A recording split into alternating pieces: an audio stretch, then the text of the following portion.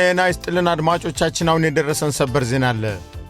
እስራኤልና አሜሪካ የኢራንን መዲና ክፉኛ ደበደቧት።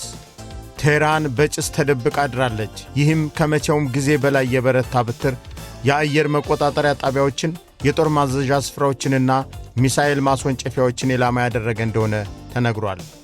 ይሁን እንጂ ኢራን በአጻፋው ወደ ተለያዩ ቦታዎች ጥቃት ሰንዝራለች። በዚህም ወደ ቴል አቪቭ፣ ኢራቅና ባህሬን ወደሚገኙ የአሜሪካ ጦር ሰፈሮች እንዲሁም ወደ ሳውዲ የነዳጅ ማጣሪያ ጣቢያዎች ሚሳኤል አስወንጭፋለች። የዩናይትድ አረብ ኤሚሬትስና የገልፉ አካባቢ የአየር መስመር እንደተስተጓጎለ ቀጥሏል።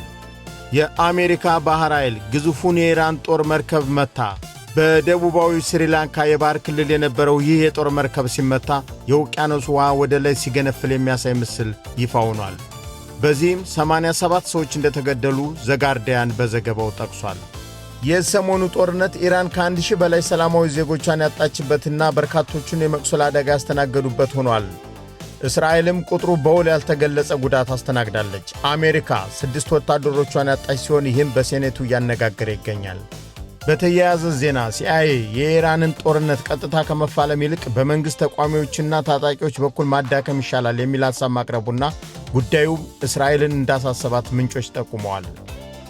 አድማጮቻችን አጫጭር ዜናዎችና ወቅታዊ መረጃዎች እንዲደርሷችሁ ቻናላችንን ሰብስክራይብ በማድረግ ቤተሰብ ይሁኑ። እናመሰግናለን። በሌላ ዜና እስክንገናኝ ቸር ይግጠመን።